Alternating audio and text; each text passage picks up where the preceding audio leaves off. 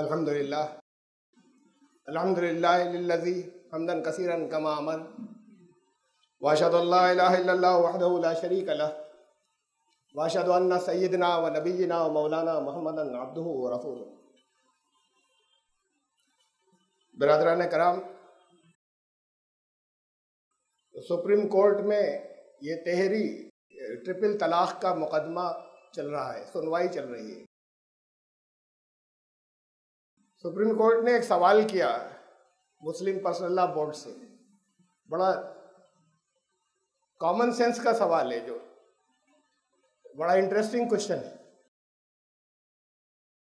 उन्होंने कहा, आपने खुद अपने एफिडेविट में और अपने जो प्रेजेंटेशन आपका है, जो आप उसमें आपने खुद ये कहा कि ये बड़ा सख्त गुनाह है, एक मजलिस में 3 तलाक़ें दे देना, और आपने खुद ये कहा कि बहुत बड़ी बुराई है, और आप इस पर जोर दे रहे हैं कि इस गुनाह और इतनी बड़ी बुराई को इस्लाम का हिस्सा माना जाए। इस्लाम में इस गुनाह और इस बुराई का होना लाजिम है, और इसे कोई ना उठाए। खुद कह रहे हैं बहुत बड़ा गुनाह है, खुद कह रहे हैं बहुत बड़ी बुराई है। तो अजीब बात है आप लोग करते हैं, बड़ी कॉमन सेंस की बात है। लेकिन कॉमन सेंस और गौर व फिक्र तो हमारे यहाँ से खत्म हो चुका है। इसमें सवाल नहीं चलते, इसमें ये चलता है हमारे यहाँ क्या होता चला आया है। माँ वजदना अलैह आबाना, हमने अपने पुरखों से क्या, हम तक क्या पहुंचा। बहरहाल ये सवाल तो अपनी जगह, ये कहते हैं नहीं गुनाह हो, लेकिन हमारे दीन का हिस्सा तो ये गुनाह लाजमी रहेगा। इस पर मुकदमा चल रहा है। हमारे यहाँ होता ही है कि अदालतें बहुत से चुपके से कर जाती हैं फैसले, पता भी नहीं चलता आवाम को। यही मुसलमानों के कानून के मामले में बहुत सी तब्दीलियां हो गई जो अदालतों ने कर दी, मुसलमानों को मालूम भी नहीं हुए। अब ये केस मशहूर हो गया पूरी दुनिया की निगाहें। जब केस ऐसा हो जाता है तो अदालतें बचती हैं फैसले करने से, फिर दामन बचाती हैं। वो बाबरी मस्जिद का एक जमाने से चला आ रहा है, कर दिया होता फैसला, कभी का निमट गया होता, चाहे जैसा होता, सही है गलत, जिसके हक में भी होता। अब हुकूमत चाहती है अपने सिर पे से टालने के, हमने इनके ऊपर ज्यादती की, अदालत कानून बना देगी। अदालत इस पे गौर कर रही है कि हुकूमत से कहे कि तुम खुद बना लो, हम नहीं पढ़ेंगे दरमियान में, और केसेस में दे देते हैं वो फैसले जो चुपके से निकल जाते हैं। बहरहाल ये हमारे यहाँ पर्सनल लॉ बोर्ड की तरफ से जो बहुत सी जमातें, बहुत से ग्रुप, वो सब इकट्ठे हुए और उस केस को लड़ रहे हैं। उसमें वो भी हैं जो अपने यहाँ फतवा ये देते हैं कि ये एक ही तलाक हुई, वो भी शामिल है उसमें। जब मारा मारे जगह जगह लोग फिरते हैं और कहते हैं कि अब क्या करें, और वो कहते हैं उनसे कि अब तो हलाला करो, और हलाले के लिए जगह जगह, बाज़ जगह तो अपने आप को भी ऑफर कर देते हैं। तो उसके बाद वो बहुत परेशान होता है, कहीं उसे कोई मिल जाता है बताने वाला, तो वो कहता है वहाँ चले जाओ, वो उनका मदरसा फला जगह इस मसलक का, वो वहाँ जाते हैं, वो फतवा दे देते हैं कि नहीं, कि हज़ारों दफ़ा कह दिया वो एक ही तलाक हुई, इस्लाम यही कहता है। इसमें वो कह रहे हैं कि ना, हम इनके साथ चलेंगे कि 3 तलाक़ें ना, भी इसमें कोई दखल नहीं हो, और ये 3 तलाक़ें हो, अगर दी हैं तो ये हो गई, तो वो भी साथ में इनके हैं। वो कहते हैं इस्लाम के खिलाफ है, वो इस पे उनके मुनाजरे होते हैं दूसरों से। फिर इसमें वो जमातें भी हैं जिनके बानी और फाउंडर ने ये फैसला किया कि ये 3 नहीं, एक ही तलाक होगी। वो जमातें जिनके बहुत से उलमा ये किताबें लिख चुके हैं कि नहीं, ये 3 तलाक़ें नहीं है, ये एक ही होगी, वो जमातें भी शामिल हैं साथ में। अगर नहीं, इस मसले में हम इन्हीं के साथ हैं। उम्मत के इत्तेहाद की बात है। जिस चीज को दीन में गलत समझ रहे हैं उस पर इत्तेहाद कर रहे हैं। भैया तो कहते हैं कि नहीं वो भी ठीक था, ये भी ठीक है, वो दीन में गलत नहीं है, कह रहे हैं दीन में वो गलत है, लेकिन उम्मत के इत्तेहाद के मामले में हम गुनाह पर भी साथ हैं, हम दीन के खिलाफ भी साथ हैं। दीन के खिलाफ हो, उम्मत का इत्तेहाद रहे। भूल गए इस बात को कि कुरान कहता है वला तावनु अलल इस्मि वल उद्वान, किसी का साथ मत देना, किसी के साथ कोऑपरेट मत करना अगर काम ज्यादती का हो और गुनाह का हो तो किसी का साथ मत देना और किसी के साथ ताउन मत करना। इसे भूल गए कि कुरान ने कहा था कि ईमान लाने वालों, या अय्युहल्लज़ीना आमनू कूनू कव्वामीन लिल्लाहि शुहदा बिल क़िस्त, सच्ची गवाही देने के लिए अल्लाह के लिए खड़े हो जाना, हक की गवाही देने के लिए। जो बात हो हक, चाहे अपनों के खिलाफ पढ़ रही हो, अपनों के खिलाफ पढ़ रही हो, कुरान कहता है सच्ची गवाही देना हमेशा। वो कहते हैं नहीं हम झूठी भी देंगे, उम्मत के इत्तेहाद की बात है, हमारा मसलक यही है, लेकिन हम साथ में इसके रहेंगे झूठी गवाही में। अच्छा ये हुआ क्यों? ये कैसा इत्तेहाद है? किस बात पर है? इस पे तो इत्तेहाद हो नहीं रहा कि रफ़ा यदैन करें या नहीं करें। वो एक ग्रुप दूसरे को काफिर कह रहा है, जनाब जो नहीं कर रहे वो काफिर हो गए।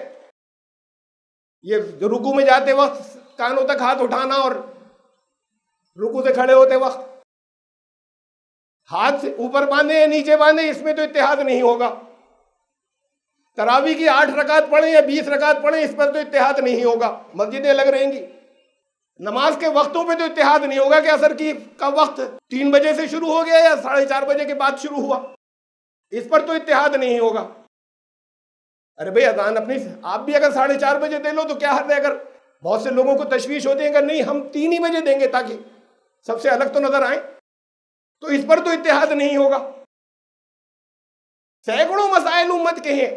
ज़कात मदरसों को जाना जायज़ है, सबने जायज़ कर लिया, इस पर इत्तेहाद हो गया। उन पर नहीं हुआ इन बातों पे, और इत्तेहाद इस पर हो गया कि उन्होंने भी कर लिया जो कहते हैं कि ये सख्त गुनाह है और बिल्कुल गलत है, झूठ है। वो कहते हैं झूठ है, गलत है, वो हदीसें गलत है जो ये कहती हैं कि 3 दफ़ा तलाक कहने से वो मुक़ल्लिदा हो गई, ये तीनों नाफिज हो गई। ये उम्मत के इत्तेहाद की बात है। ये क्यों है? असल में बात क्या है? एक दलील आती है, अगर सवाल करेंगे भाई ये आप क्या कर रहे हैं, उन्हें तो छोड़िए जो ये मानते यही थे और खुद हलाले भी करा देते थे उनमें से बात। ये जो नहीं मानते थे, कहते थे गुनाह है, गलत है, दीन के खिलाफ है, ये क्यों कह रहे हैं कि ना यहाँ इसमें तो हम झूठी गवाही ही देंगे? ये क्यों कह रहे हैं? कह रहे हैं इसलिए कह रहे हैं, ये इत्तेहाद इसलिए जरूरी है कि हुकूमत की नजरें जो है वो मुस्लिम पर्सनल लॉ पर हैं और वो चाहते हैं इनको हमने हाथ भी लगाने दिया अगर कभी मुस्लिम पर्सन एक दफा, तो ये सब तितर बितर हो जाएगा, ये खा जाएंगे हमें। और कैसे खा जाएंगे? उनका यूनिफॉर्म सिविल कोड ले आएंगे। अभी आरएसएस कहती रही है ना हमेशा यूनिफॉर्म सिविल कोड लाना है, तो ये ले आएंगे, हाथ नहीं लगाने देना है हमें। ये है दलील जिस वजह से हम ये झूठ का साथ दे रहे हैं। ये जो नारे लगाते हैं ना, ये आपके आरएसएस वाले एक नारा लगाते हैं अखंड भारत। ये बड़ा जबरदस्त नारा है उनका, बहुत पुराना चला आ रहा है। ये अखंड भारत का नारा इसलिए लगाते हैं कि आम हिंदू ये के जहन में ये है और बैठता चला जाए कि मुसलमानों ने भारत को तोड़वा दिया, तो ये हिंदू के जहन में बैठता चला जाए, इसलिए नारे देते हैं। जिस दिन मुसलमानों ने खड़े होकर ये कहा हमें नहीं चाहिए अखंड भारत, हम उन्हें वापस मिलाना चाहते हैं पाकिस्तान और बांग्लादेश, उस दिन सबसे पहले ये भागेंगे हमें नहीं चाहिए। अरे मुसलमान ज्यादा हो जाएंगे, सबसे पहले ये भागेंगे। ये जानते हैं मेरी बात हुई है, डायरेक्ट मुझसे कहा है हंसकर, हम इतने बेवकूफ हैं कि अखंड भारत को मान लेंगे। मुझसे बराह रास्त हंसकर कहा है। मकसद ये कि बेवकूफ तुम लोग हो कि मानते नहीं। तो ये नारे, इनके नारे ऐसे होते हैं जिन चीजों को लेकर चलाते हैं, ये कहते हैं मुसलमान तो है बेवकूफ, और सचमुच बेवकूफ ही हैं। तो ये इस तरह की चीजें देते हैं जो जिसे ये नहीं लाना चाहते। अच्छा, अब यूनिफॉर्म सिविल कोड की हकीकत सुन लीजिए। पिछले दिनों मिली गज़ेट के एडिटर है डॉक्टर जफरुल इस्लाम, उनका एक आर्टिकल बड़ा अच्छा बैलेंस्ड आया। 3 तलाकों पे एक तकरीर जो है वो सैयद फजलुल्लाह चिश्ती की आई, बड़ी अच्छी आई, बड़ी बहुत रेलेवेंट पॉइंट्स उन्होंने उठाए। ये यूनिफॉर्म सिविल कोड मतलब क्या हुआ? एक कानून होना चाहिए सबके लिए। मुस्लिम पर्सनल लॉ मुसलमानों ने अपना अलग बना रखा है कानून। काहे के लिए बना रखा है? शादी ब्याह के लिए। हमारी विरासत कैसे तकसीम होगी, 1-2 और मसाइल हैं। बाकी चीज़ों में कानून एक है। ये नहीं होना चाहिए सबका एक जैसा होगा। मुल्क में 200 से ज्यादा पर्सनल लॉ हैं, खाली मुस्लिम पर्सनल लॉ नहीं है, तो शायद 250 से ज्यादा हैं। बहुत से कबायलियों के अलग है, हिल एरियाज वालों का अलग है, पुर्तगीज जबान बोलने वालों का अलग है, गोवा वालों का अलग है, ईसाइयों का अलग है। 250 से ज्यादा है पर्सनल लॉ। उनमें से कोई शोर नहीं मचा रहा। उनके पर्सनल लॉ है, वो इसके हिसाब से अपने फैसले कराते हैं, उनमें से कोई शोर नहीं मचा रहा। सिर्फ मुसलमान आ रहे हैं और इस नाम के ऊपर कि पर्सनल लॉ को खा जाएंगे, इस नाम पे झूठी गवाही देने पे भी राजी हैं कि पर्सनल लॉ को खा जाएंगे। राजीव गांधी जब प्राइम मिनिस्टर थे, उन्होंने मुस्लिम पर्सनल लॉ बोर्ड को प्रपोजल दिया, तजवीज दी कि आप खुद कह रहे हैं कि कुछ हैं कमियां इसमें, पुरानी हैं, चली आ रही हैं, और हम हुकूमत को दखल देने नहीं देंगे। हुकूमत को अगर उसको ठीक करने को दखल देने दिया तो खा जाएंगे। तो उन्होंने कहा आप खुद एक बना दीजिए, एक मुसविदा, एक इसका प्रपोजल आप खुद बना दीजिए कि पर्सनल लॉ हमारा बिल्कुल सही बैलेंस ये है, कुछ खामियां हो तो दूर कर दीजिए और हमें दे दीजिए, हम पास करवा देते हैं। ये 30 साल पुरानी बात है, आज तक नहीं दिया जा सका। हुकूमत ने मांगा, पर्सनल लॉ बोर्ड से मांगा, आप दे दीजिए। अरे सबको बिठा देते, जितने कानूनी एक्सपर्ट थे उन्हें बिठा देते, जितने उलमा हैं उनको बिठा देते कि ये तो हम अगले हफ्ते दे देंगे। वो 30 साल में नहीं दिए गए। तो ये चाहते नहीं तब्दीली कोई, ये चाहते तो तब दे देते। और कहते हैं यहां कुछ कमियां हैं। एक छोटा सी बुकलेट शाये की किताबचा,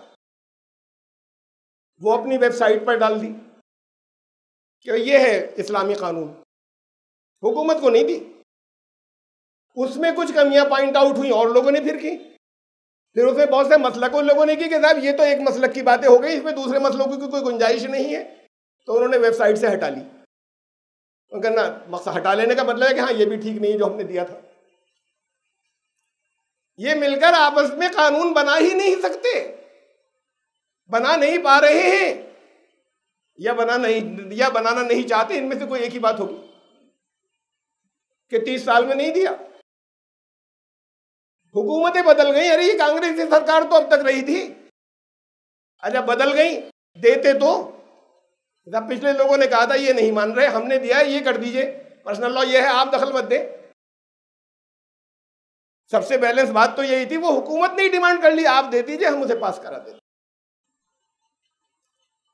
ये है सारा, ये तो सारी पोल खुल जाती है, सारा ढोस सब कुछ खत्म हो जाता है।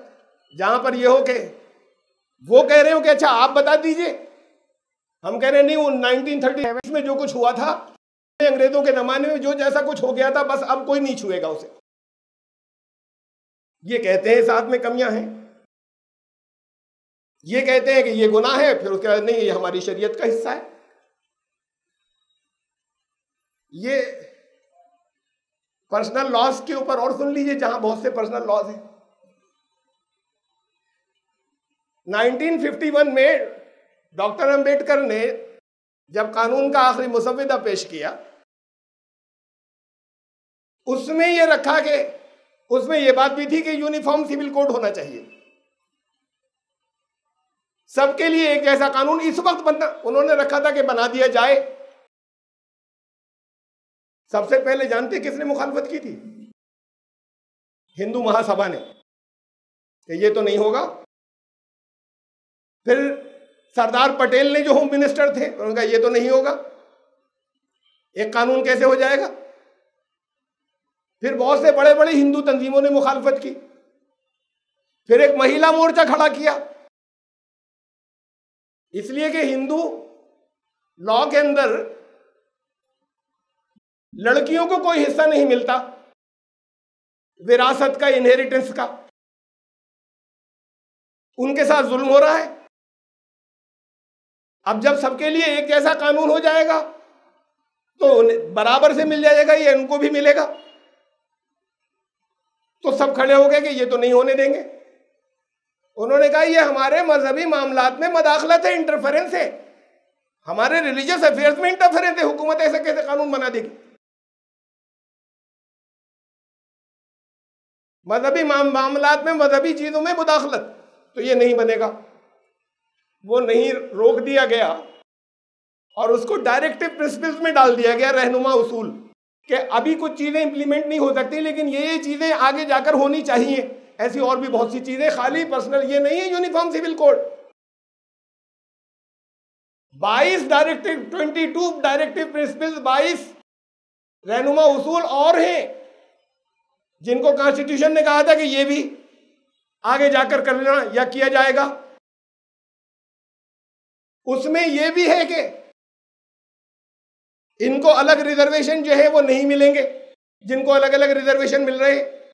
ये रिजर्वेशन बढ़ाते चले गए बजाय घटाने के या खत्म करने के मुख्तलिफ जगहों पर। उसमें यह भी है कि नशा हर तरह का बंद हो जाएगा, आज तक नहीं बन सका कानून। उसमें यह भी है कि हर बच्चे को हिंदुस्तान के तालीम का और रोजगार का, हर नौजवान को रोजगार का, हर बच्चे को तालीम का हक दिया जाएगा, अभी तक नहीं हुआ। उसमें यह भी है कि जो वर्कर्स हैं किसी इंडस्ट्री के अंदर, उनको मैनेजमेंट के अंदर शरीक किया जाएगा, फैक्ट्री चलाने में और इंडस्ट्री चलाने में।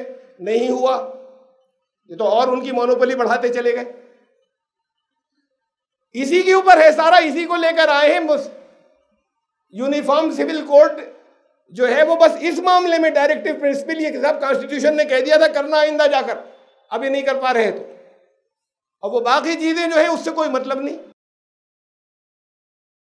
अच्छा ये करने जा रहे हैं ना, इसका नाम लिया, वो बाकी चीजों से कोई मतलब नहीं। तो ये मुसलमानों को क्या पड़ी थी कि ये हंगामे में सामने आ जाते। ये तो बना ही नहीं सकते, ये अपना एक कानून है। अगर सिर्फ हिंदू कोर्ट बिल बनाना हो, हिंदू लॉ, वो ही नहीं बना सकते ये, बाकी को तो छोड़े पूरे मुल्क के लिए। एक 1955 में हिंदू मैरिज लॉ एक्ट पास हुआ, हिंदुओं की मैरिजेस का। यही तो पर्सनल लॉ में कि भाई मुसलमानों का निकाह कैसे हो, कानून क्या होगा निकाह और तलाक का, उनका हिंदू मैरिज लॉ एक्ट, ये 1955 में पास हुआ। उसमें यह है कि लड़के की तरफ से 7 गोत्र तक दूरी तक और लड़की की तरफ से 5 गोत्र तक किसी से दूसरे से शादी नहीं हो सकती, रिश्ते करीब के रिश्तों में नहीं होगी जिससे शादी, ये कानून में है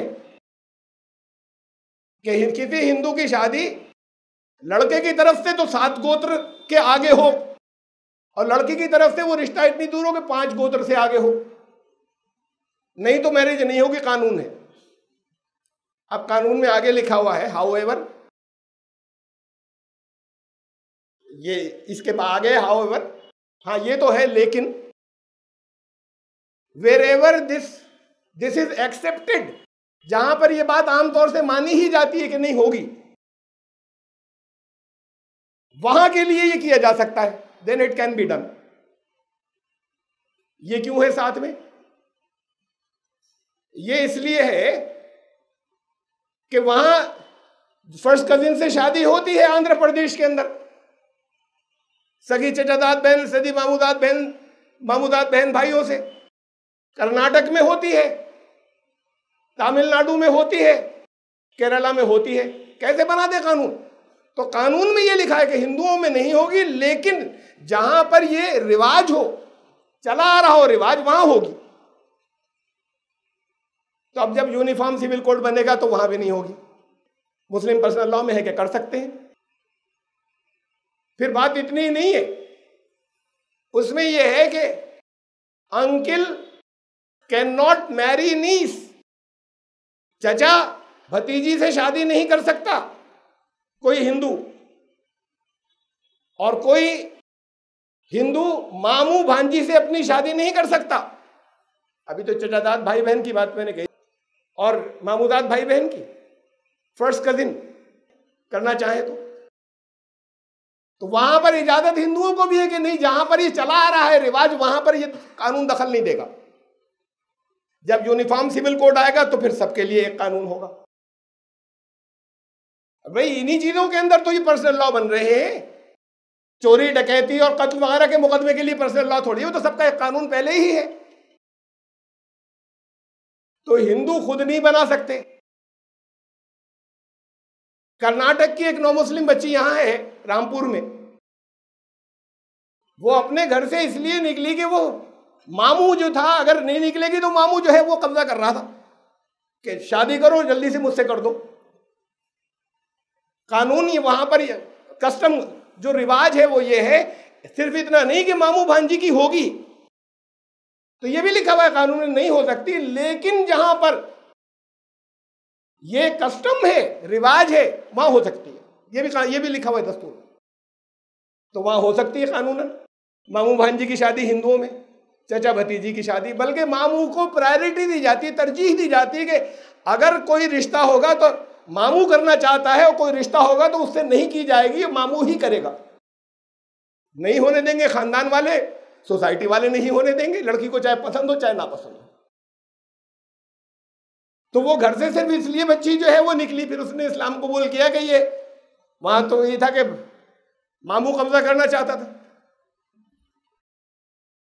तो इसी मुल्क हिंदुस्तान के अंदर जहां 7 गोत्रों तक नहीं हो रहा है, वहां वो ये कह रहे हैं मामू का पहला हक है भांजी के ऊपर, नहीं होने देगी सोसाइटी, नहीं होने देगी। अगर मामू चाहता है भांजी से शादी करना तो किसी और से नहीं करने दिया जाएगा।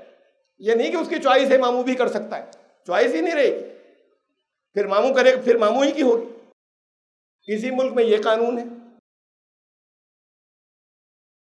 और 1950 में एक प्रेसिडेंशियल ऑर्डिनेंस लाए, 1950 में सदर साहब के जरिए आया कानून। उसमें यह कहा गया कि जिन लोगों को ये रिजर्वेशन दिया जा रहा है,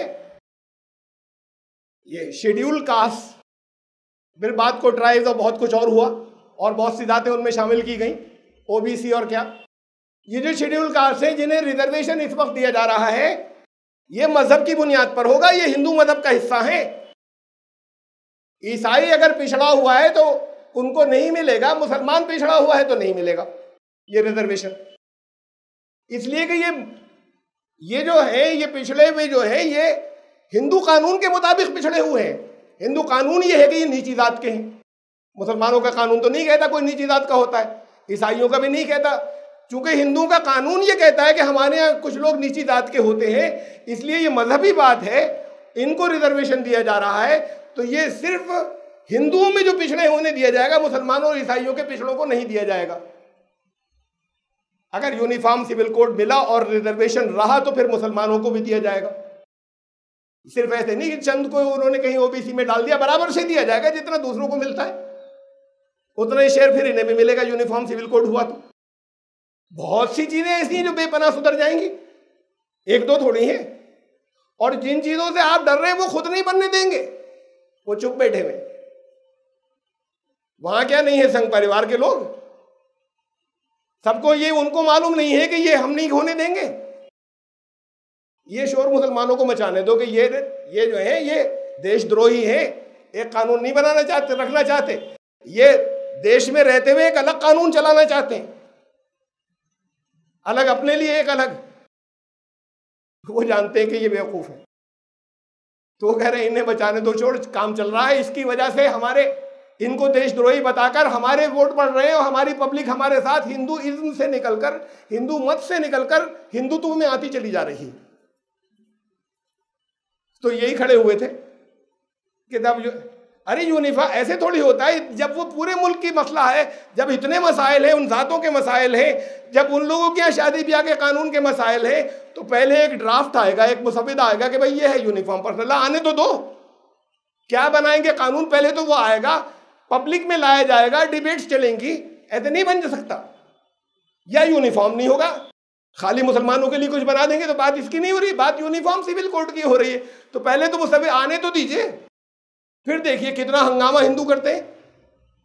ये साउथ इंडिया तो कट जाएगा, जुनूबी हिंद, वो तो पहले ही नफरत करते रहे हैं और पहले ही ऐसा हुआ है कि ऐसे हालात भी यहाँ पे बन चुके हैं जहां पर ये होता कि कहीं अलग ना हो जाए। अब फिर अगर इसे छेड़ दिया इन्होंने तो वो तो गया हाथ से, कहेंगे हमारे मजहब में दखल दे रहे हो, हमारा तो मजहब ये कहता है, भाई तुम्हारा नॉर्थ इंडिया वालों, शुमाली इंडिया वालों का मजहब कुछ और कहता होगा, हमारा तो ये कहता है। तो इन्हीं को मचाना था शोर। तो पहले वो आएगा, उस पर डिस्कशन होगा, और कानून खूब समझ लीजिए, सब जगह एप्लीकेबल वही होगा, सब जगह सबको सबसे ज्यादा मुनासिब वही होगा। एक दो चीजों के अलावा जहां जबरदस्ती कर जाए, जहां बेईमानी कर जाए, तकरीबन सारी वो चीजें होंगी जो इस्लाम कहता है। इसलिए कि इंसाफ का कानून कोई बना ही नहीं सकते ऐसा जो इस्लाम के खिलाफ हो। इसकी बात अलग है, ये तो इन्होंने खुद इसके अंदर बेइंसाफी के कानून डाल रखे हैं मुस्लिम पर्सनल लॉ के अंदर। वरना जो कुरानी कानून है, जो इंसाफ वहां मिलेगा इस्लाम में, वो इंसाफ फिर सारे बैठेंगे सोचेंगे वो इंसाफ कहीं और मिलेगा ही नहीं। ये हुआ है मुख्तलिफ जगहों पे। उन्होंने डॉक्टर जफर इस्लाम ने लिखा कि मिस्र में तिब्ती जो है वो मिनॉरिटी में है, अक़लियत में, उनका अलग पर्सनल लॉ है। उनकी दरखास्तें आती हैं कि हमारी अदालत में जो केस होते हैं उनकी दरखास्तें आती हैं कि हमारे फैसले इस्लामी कानून से करो, इसलिए कि वहां ज़्यादतियां हैं। वो इस्लामी कानून जो है वो उनको सूट करता है कि हमारे फैसले इस्लामी कानून से करो। और हालत क्या है, ये भी बड़ी दर्दनाक बात है जो उन्होंने लिखी, बहुत सी लिखी है। एक वाक़या आपको सुना रहा हूं। कहा कि मैं शाम गया, दिमश्क, सीरिया, रमजान का महीना था।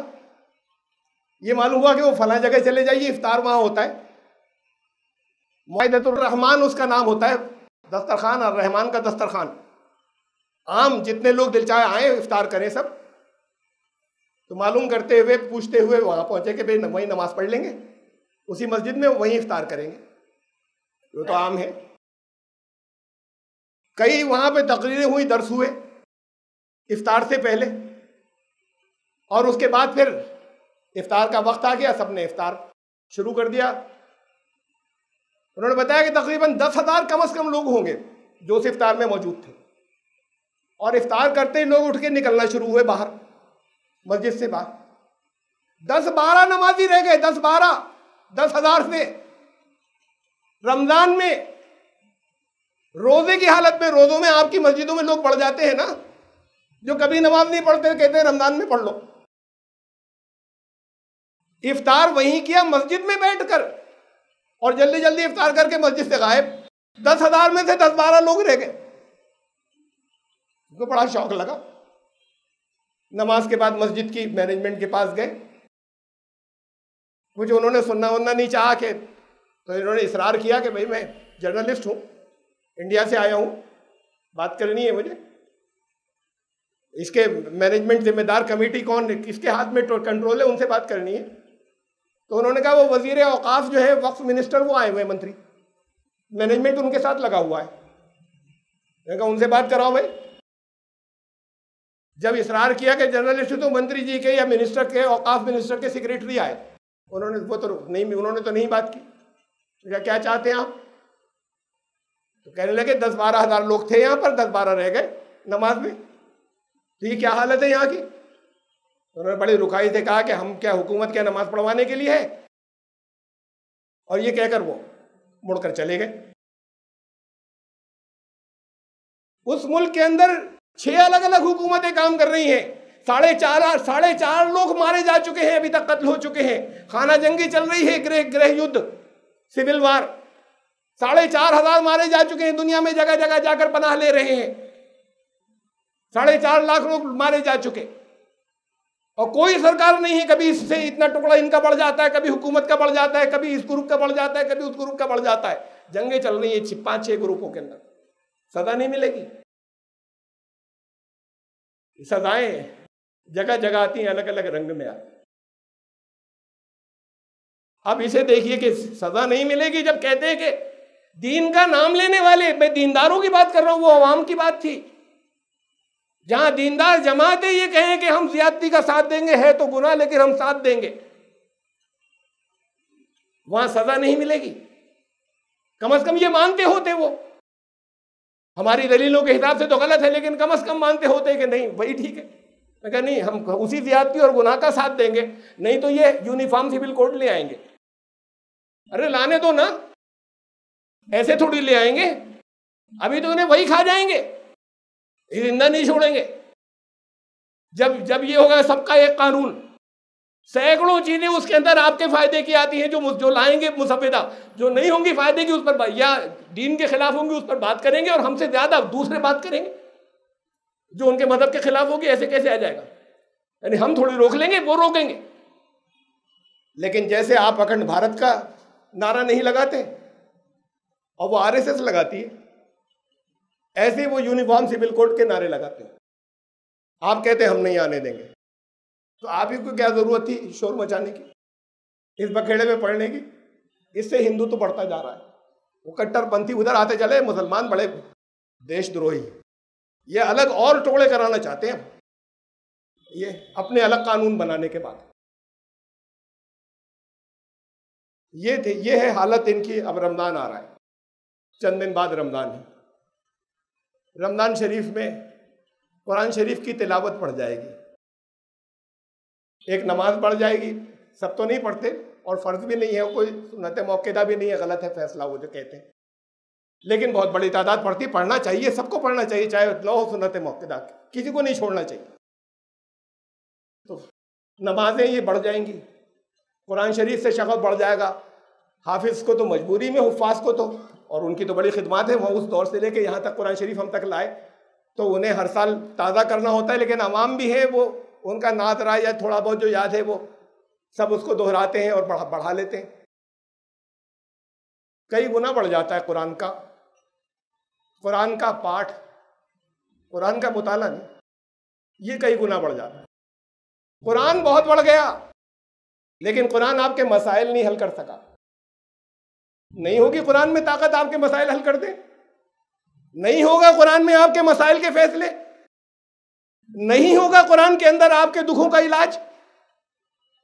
अगर होता तो अब दुख दूर नहीं हो गए होते, अगर होता तो आपके मसाइल हल ना हो गए होते। अरे इतना बढ़ जाएगा, उसके बाद भी मसाइल हल नहीं होंगे? जरा सा सोचिए। जबान से तो दावा करेंगे हर चीज का हल इधर है, और वो सर बंद बोतल रहेगी, खुलेगी नहीं, वो दवा की बोतल, मर्ज से सिसकते रहेंगे, वो सील नहीं टूटेगी, उसे उठा उठा कर देखते रहेंगे कि ये दुख दूर करेगी। तो कुरान तो आपके मसाइल के हल के लिए आया था। दिल चाहे तो कर लीजिए, और वरना फिर उसे उठा उठा कर बोतल को देखते रहिए दवा की। और दुनिया ये कहती रहेगी, आप नहीं कहते अपनी ज़बान से, लेकिन दुनिया ये कहेगी कि कैसी बातें कर रहे हैं, अगर होता तो ये कर नहीं लेते। साबित तो आप यही कर रहे हैं कि इसके पास कुछ नहीं है, खोखला है ये पाठ करने से थोड़ी होगा खाली। हाँ, अजर मिल जाना अलग बात है। ये तो हिदायत के लिए आया था, ये आपको सही रास्ते की तरफ ले जाने के लिए आया था। ये आपके मजा आपसे बात करता है, कलाम करता है, जिंदा कलाम है, जिंदा बात करता है, मुर्दा चुप रहता है। जिंदा कलाम है, जिंदे में मूवमेंट होता है, हरकत होती है, मुर्दा पड़ा रहता है। जिंदा वक्त के साथ चलता है। हर दौर के मसाइल पहले नहीं थे, आज है, अब भी बताएगा। जब आगे चलेगा वहीं पड़ा रहेगा, तो आज के नहीं बताएगा। अगर पहले की जगह पड़ा रहा तो इसे जिंदे को गला घोट के मार तो आपने दिया। ज़बानी कहता है कि नहीं, जिंदा है, सांसें बाकी हैं। तो ये रमज़ान आ रहा है, रमज़ान शरीफ की अजमत ही कुरान की वजह से है। इसमें कुरान से बस इतना तो जुड़ जाते हैं कि बोतल उठा के देख ली। अरे अपना इलाज भी कर लीजिए, कुरान से बात कीजिए, कन्वर्स कीजिए, बातें करता है। कहा है कुरान ने कि कलाम तो कहते ही उसे बातचीत को। कहा कि लक़द अंज़लना इलैकुम किताबन फ़ीही ज़िक्रुकुम, अरे हम ऐसी किताब लाए तुम्हारे पास जिसमें तुम्हारा जिक्र है। तुम्हारे आज के दौर की जो मसला आ जाएगा है, अल्लाह ने तो जवाब एडवांस में दे दिया। अल्लाह को हर एक के मसाइल मालूम है, और इतने से अल्फाज के अंदर सबको जवाब दे दिया। हर एक के मसले का हल मिल जाएगा। यही तो मौजदा है। ये मौजदा दिखाना नहीं चाहते दुनिया को। उन मौजदों की बातें करते हैं जो जिसे दुनिया यकीन नहीं करती। ये रखिए सामने, ये मौजूद है, वो तो है नहीं। पता नहीं उनमें से कौन से सच्चे थे, कौन से बगड़ लिए गए। जो औलिया अल्लाह से जो मंसूब हैं, कि कितने सच्चे कितने झूठे हमें नहीं मालूम। उनके तो तज़किरे आते हैं, और ये जिंदा मौजदा जो मौजूद है, इसको दुनिया के सामने नहीं रखते कि देखो हैरत अंगेज है नहीं है, ये तो खाली 6,500 आए थे, और दुनिया के हर शख्स की ज़रूरत का इलाज। हर एक की ज़रूरत तो अलग होती है। लेकिन होगा तो तब ना जब कम्युनिकेट करेंगे, जब बातचीत करेंगे, जब उसके साथ में कुछ आदान प्रदान होगा। आप बोलते रहिए, वो चुप पड़ा है तो मुर्दा है। अगर वो जवाब नहीं दे, वो बोले नहीं, तो फिर जिंदगी कब हुआ। लेकिन बात तो कीजिए ना, उससे कलाम कीजिए। आप तो कुछ पढ़ रहे हैं उसके ऊपर, ये तो ऐसा है जैसे उसे पढ़ने के बजाय उसी पे कुछ पढ़ के दम कर रहे हो कि यही जैसे बीमार हो, नौज़ बिल्लाह। तो करिए, उससे लेना सीखिए, कम्युनिकेट करना सीखिए, तो मसाइल हल होंगे। ये उलझते चले जा रहे हैं, बढ़ते चले जा रहे हैं, हिकमत खत्म हो गई, अकलें मारी गई। जहां सब अकलमंद चुप बैठे हुए वहां हम शोर मचा रहे हैं। हमें चुप बैठना था। पहले इन्हें तो बना लेने दो अपना एक कानून, ये पहले अपना एक बनाकर दिखा दें कि हाँ ये हमारा एक कानून होगा, फिर हम बताएंगे कि इसमें हमारे लिए क्या कमी रह गई। और खूब सुन लीजिए, ये यूनिफॉर्म सिविल कोड का अगर कभी मुसविदा आया, ये तो आपको सिर्फ भक्ति देते रहते हैं, अगर कभी मुसविदा आया तो उसमें 90% चीजें इस्लाम के मुताबिक होंगी।